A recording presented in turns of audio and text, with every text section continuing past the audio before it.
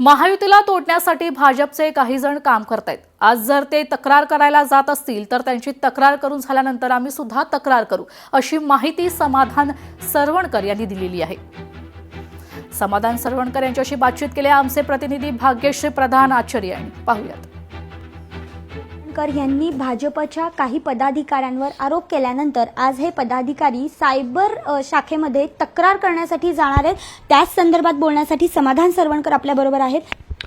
पहिली तर गोष्ट ही भाजपचे पदाधिकारी हेच, काही लोकांना ही मिरची झोंबलेली, त्यात कुठलंही भाजपच्या पदाधिकाऱ्याचं नाव नव्हतं की त्या पदाधिकाऱ्यांचं वैयक्तिक नाव नव्हतं।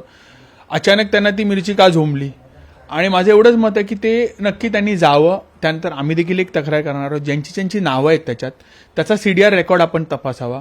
गेल्या 1 महिन्यात हे कोणाकोणाशी बोलले, निवडणुकीच्या कालावधीत त्यांनी कोणाकोणाशी चॅटिंग केली, त्यांच्या व्हॉट्सअप ग्रुपवरती काय मेसेज फॉरवर्ड केले, त्यांचं कॉल रेकॉर्ड काढण्यात यावा की खरंच त्यांनी कोणाकोणाशी बोलले, कुठल्या पक्षाच्या नेत्याशी बोलले आणि काय बोलले, या सर्व गोष्टींची चौकशी नक्कीच झाली पाहिजे आणि आम्ही देखील त्याला समर्थन करतो। सदा सरवणकर ज्या वेळेला उभे होते त्यांना देखील अशाच पद्धतीचा पराभव अनुभवावा लागला होता, तर ते देखील याच लोकांमुळे झालं असं वाटतं तुम्हाला? लोकसभेमध्ये आपली 1 सीट कमी येण्याचं कारण देखील हीच लोक होती। विधानसभेमध्ये आपला 1 आमदार कमी येण्याचं कारण देखील हीच लोक होती। आणि माझी स्टेप अशी असणार, त्यांनी तक्रार केल्यानंतर आम्हाला जे काही पत्र आल्यानंतर आम्ही देखील त्या पत्राला उत्तर देणार आहोत।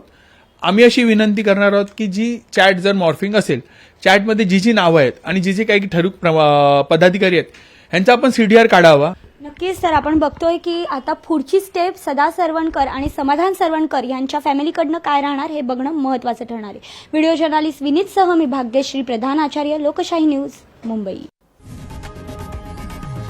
लोकशाही मराठी ऐका, पहा, जागरूक रहा।